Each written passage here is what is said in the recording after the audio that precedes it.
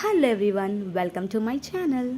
Sunday వచ్చింది అంటే మనకి ఏదైనా స్పెషల్గా బ్రేక్ఫాస్ట్ కావాలి కదా. డైలీ రొటీన్గా తినే బ్రేక్ఫాస్ట్ ఏం తింటామో, నాకు స్పెషల్గా ఏదైనా కావాలి అని మా హస్బెండ్ అడిగితే స్పానిష్ ఆమ్లెట్ అయితే చేస్తానన్నారు.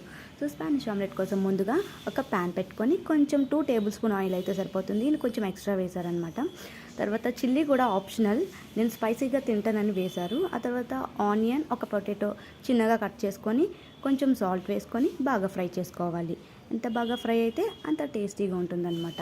సో ఇలా ఫ్రై చేసుకొని మూత పెట్టుకొని ఒక 2 మినిట్స్ వరకు ఉంచాలి. ఈలోపు అది బాగా మగ్గుతుంది అనమాట. ఈలోపు మనం ఒక బౌల్లోకి 2 ఎగ్స్ తీసుకొని కొంచెం సాల్ట్, కొంచెం పెప్పర్ వేసి బాగా బీట్ చేయాలి. ఎంత బాగా బీట్ చేస్తే ఆమ్లెట్ అనేది అంత ప్లఫీగా వస్తుంది, అంతే టేస్టీగా వస్తుంది అనమాట. సో ఇలా కొంచెం పెప్పర్ పౌడర్ కూడా వేసుకొని బాగా బీట్ చేసుకోవాలి. ఇలా బీట్ చేసుకున్న దాంట్లో బాగా మగ్గిన ఆ పొటాటో మిక్చర్ని ఇందులో యాడ్ చేసి బాగా కలుపుకోవాలన్నమాట.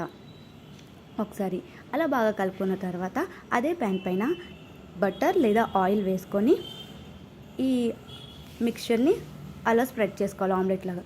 నేను చీజ్ని యాడ్ చేస్తున్నాను కాబట్టి ఫస్ట్ కొంచెం ఈ మిక్చర్ని వేసి దానిపైన చీజ్ వేసి ఆ మిగిలిన మిక్చర్ని కూడా అలా దానిపైన స్ప్రెడ్ చేసుకున్నాను. ఇన్ కేస్ చీజ్ అవసరం లేదు అనుకున్నవారు డైరెక్ట్గా ఒకేసారి వేసుకొని స్ప్రెడ్ చేసుకోవచ్చు ఆమ్లెట్ లాగా.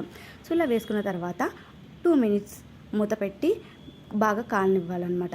ఎంత బాగా ఉడికితే అంత బాగుంటుంది. ఇలా చేసిన తర్వాత ఫ్లిప్ చేసుకొని అనదర్ సైడ్ కూడా బాగా కాల్చుకోండి. అంతే, అయిపోతుంది. ఎంతో నోరూరించే యమ్మీ టేస్టీతో స్పానిష్ ఆమ్లెట్ అయితే రెడీ అయిపోతుంది. ఇది కెచప్ లేదా మైనస్తో తింటే ఇంకా బాగుంటుంది. నాకైతే ఆ రెండు ఇష్టం కాబట్టి ఆ రెండింటితోనే తినేసాను నేను. సూపర్ టేస్ట్, మీరు కూడా ట్రై చేయండి.